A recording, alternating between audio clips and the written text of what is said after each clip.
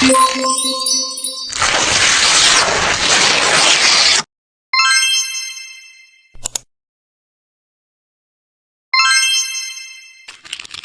Assalamualaikum warahmatullahi warahmatullahi wabarakatuh. wabarakatuh. Baiklah, kami dari kelompok 7, Section 8, akan menjelaskan hasil diskusi kami. Sebelum masuk ke materi, izinkan saya memperkenalkan diri dan rekan saya. Dimulai dari saya, perkenalkan nama saya Berliana Diwinta Martin dengan nomor BP 2101092003 dan rekan saya. Perkenalkan, nama saya Al-Fajri Huda dengan nomor PP 21092036. Baiklah, untuk materi Section 8.1 akan dijelaskan oleh Al-Fajri Huda. Ada Al-Fajri Huda, disilahkan. Baiklah, terima kasih buat Berliana. Yang pertama yaitu Section 8.1 yaitu membuat prosedur. Tujuan yang pertama untuk membuat prosedur yaitu yang pertama membedakan antara blok anonim dan subprogram. Yang kedua, jelaskan bagaimana prosedur tersimpan dan dipanggil. Yang ketiga, mengidentifikasi manfaat dari subprogram. Yang keempat, daftar langkah-langkah pengembangan untuk membuat prosedur. Lalu yang kelima, menentukan prosedur tersimpan dan membuat prosedur. Dan yang terakhir, buat subprogram bersarang di bagian deklaratif prosedur. Tujuan selanjutnya yaitu Anda akan mempelajari cara membuat, mengeksekusi, dan mengelola dua jenis subprogram, PL atau PSQL, yang diberi nama dan disimpan dalam database, menghasilkan beberapa manfaat seperti kemudahan berbagi, keamanan yang lebih baik, dan kinerja yang lebih cepat. Ada dua jenis subprogram, yaitu fungsi dan prosedur. Lalu di sini perbedaan antara blok anonim dan subprogram. Yang pertama, tabel blok anonim dan subprogram. Blok anonim yang pertama, blok PL/SQL tanpa nama. Kalau subprogram dinamakan blok PL/SQL. Yang blok anonim dikompilasi pada setiap eksekusi. Kalau subprogram dikompilasi hanya sekali saat dibuat. Kalau blok anonim lagi tidak tersimpan di database. Kalau subprogram disimpan dalam basis data. Blok anonim tidak dapat dipanggil oleh aplikasi lain. Lalu subprogram mereka diberi nama dan karena itu dapat dipanggil oleh aplikasi lain. Lalu blok anonim jangan mengembalikan nilai. Kalau subprogram yang disebut fungsi harus mengembalikan nilai. Lalu blok anonim yang terakhir tidak dapat mengambil parameter. Kalau subprogram dapat mengambil parameter. Lalu masih di perbedaan antara blok anonim dan subprogram. Dapat dilihat dari gambar di atas, ada dua jenis sintak, yaitu sintak anonim dan subprogram. Lalu perbedaan antara blok anonim dan subprogram terbagi antara 4. Yang pertama, alternatif untuk blok anonim adalah blok bernama. Bagaimana blok diberi nama tergantung pada apa yang kita buat. Lalu blok anonim, declare menyatakan awal untuk membuat blok. Kalau create prosedur menyatakan awal untuk membuat subprogram. Dan terakhir kata kunci declare diganti dengan create prosedur atau procedure name is atau as. Manfaat subprogram. Yang pertama itu keamanan data yang ditingkatkan. Yang kedua, peningkatan kinerja. Yang ketiga, kejelasan kode yang lebih baik. Lalu yang terakhir, menghindari komplikasi kode. Prosedur dan fungsi. Pertama itu perbedaan. Sebuah fungsi yang harus mengembalikan nilai dengan menggunakan return. Lalu yang kedua, prosedur hanya dapat mengembalikan nilai menggunakan out atau in out. Lalu pernyataan return dalam sebuah fungsi mengembalikan contoh ke program memanggil dan mengembalikan hasil fungsi tersebut. Lalu persamaan prosedur dan fungsi bernama blok PL/SQL lalu memiliki struktur blok yang mirip dengan blok anonim, dan yang terakhir, prosedur dan fungsi dapat mengembalikan data sebagai parameter out dan in-out. Lalu, kita harus mengetahui apa itu prosedur. Prosedur adalah blok PLSQL bernama yang dapat menerima parameter. Terlihat pada gambar di bawah. Pertama itu sintaknya, yaitu bisa create or replace prosedur dan sebagainya macam. Lalu contoh untuk sintaknya sendiri sudah bisa dilihat pada gambar di bawah. Lalu untuk sintak memanggil prosedur, kita harus memberikan select department ID, department name, from department, dan where department ID. Subprogram lokal.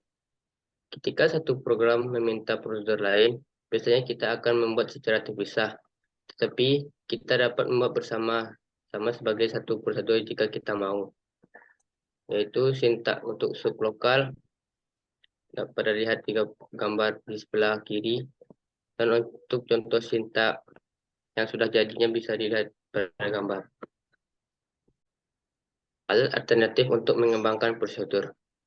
Yang pertama itu menyempurnakan kode dengan identitas dan kapitalitas standar. Lalu yang kedua, menyelesaikan perintah saat mengetik. Yang ketiga, menyelesaikan nama kolom dari tabel. Dan untuk mengembangkan prosedur tersimpan di saat tidak menggunakan Oracle Application Express. Ini terdapat 5 contoh jenis langkah-langkahnya. Yang pertama, tulis kode untuk membuat prosedur di editor lalu simpan file di script SQL. Yang kedua, muat kode ke salah satu alat pengembang seperti SQL Developer. Ketiga, lalu buat prosedur dalam database.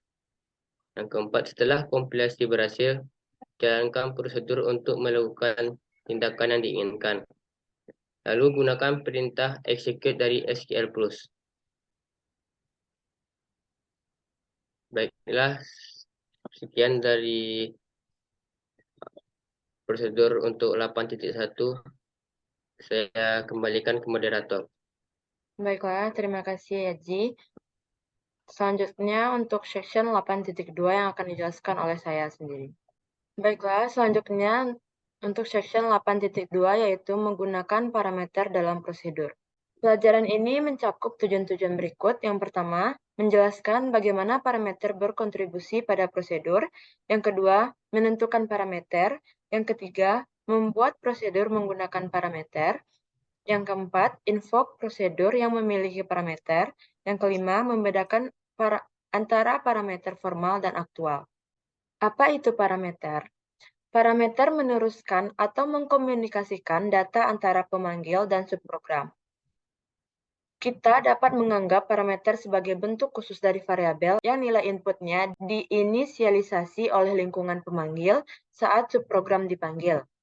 Dan nilai outputnya dikembalikan ke pemanggilan lingkungan ketika subprogram mengembalikan kontrol ke pemanggil. Yang ketiga, berdasarkan konvensi, parameter sering diberi nama dengan awalan P underscore. Contoh parameter. Pada gambar di samping, itu ada contoh parameter yaitu P underscore student, P underscore class, dan P underscore grade. Selanjutnya, apakah argumen itu? Parameter umumnya disebut sebagai argumen. Namun, argumen lebih tepat dianggap sebagai nilai aktual yang diberikan ke variabel parameter saat subprogram dipanggil saat runtime. Meskipun parameter adalah sejenis variabel, parameter in diperlakukan sebagai konstanta dalam subprogram dan tidak dapat diubah oleh subprogram. Selanjutnya, memanggil prosedur dengan parameter. Untuk menjalankan prosedur dari Oracle Application Express, buat blok anonim dan gunakan panggilan langsung di dalam bagian yang dapat dieksekusi dari blok. Di mana Anda ingin memanggil prosedur baru, masukkan nama prosedur dan nilai parameter atau argumen. Misalnya, begin, raise, underscore salary, dan diakhiri oleh n. Selanjutnya, jenis parameter. Jenis parameter terbagi atas dua, yang pertama formal dan aktual. Nah, untuk formal, Nama parameter yang dideklarasikan dalam judul prosedur disebut parameter formal. Sedangkan nama parameter yang sesuai atau nilai di lingkungan pemanggilan disebut parameter aktual. Baiklah, selanjutnya untuk seksi 8.3 yang akan dijelaskan oleh saya. Baiklah, untuk section 8.3 yaitu passing parameters atau melewati parameter. Mode parameter prosedural. Mode parameter ditentukan dalam deklarasi parameter formal setelah nama parameter dan sebelum tipe datanya. Mode penerusan parameter atau mode parameter prosedural ini terbagi menjadi 3. Yang pertama, sebuah parameter in atau bernilai default memberikan nilai untuk diproses oleh subprogram.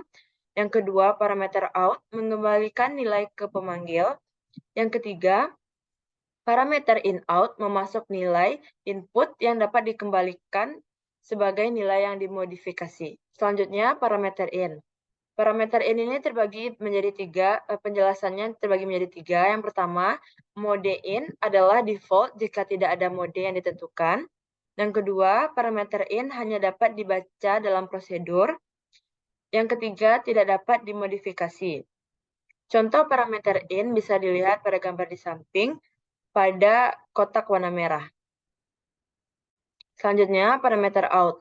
Parameter out yaitu mengembalikan nilai ke pemanggil, seperti gambar di samping pada kotak warna merah yaitu out. Selanjutnya, parameter in-out. Parameter in-out adalah parameter yang memasuk nilai input yang dapat dikembalikan sebagai nilai yang dimodifikasi. Contohnya pada gambar di samping pada kotak warna merah in-out. Baiklah, selanjutnya ringkasan mode parameter terbagi menjadi in, out, dan in-out. Untuk parameter in bernilai mode default, sedangkan parameter out dan in-out harus ditentukan. Selanjutnya, parameter in nilainya diteruskan ke subprogram, sedangkan parameter out nilainya kembali ke lingkungan panggilan, dan parameter in-out nilai dimasukkan ke dalam subprogram dan kembali ke lingkungan panggilan. Parameter in yaitu parameter formal yang bertindak sebagai konstanta, sedangkan parameter out dan in-out merupakan variabel tidak diinisialisasi. Parameter in yaitu parameter aktual dapat berupa literal, konstanta, ekspresi, atau variabel yang diinisialisasi, sedangkan parameter out dan in-out harus berupa variabel. Yang terakhir, parameter in dapat diberi nilai default, sedangkan parameter out dan in-out tidak dapat diberi nilai default. Selanjutnya, melewati parameter. Ada 3 cara untuk melewati parameter dari lingkungan pemanggilan. Yang pertama, positional, yaitu mencantumkan parameter aktual dalam urutan yang sama dengan parameter formal. Yang kedua, name, mencantumkan parameter aktual dalam urutan sewenang-wenang dan menggunakan operator asosiasi. Yang ketiga, combination, mencantumkan beberapa parameter aktual sebagai posisional. Contoh melewati parameter atau prosedural parameter. Di sini ada positional notation, name notation, dan combination notation yang bisa dilihat pada gambar di samping. Selanjutnya, pedoman penggunaan opsi default untuk parameter. Yang pertama, kita tidak dapat menetapkan nilai default ke parameter out dan in-out di header, tetapi kita dapat menetapkannya di badan prosedur.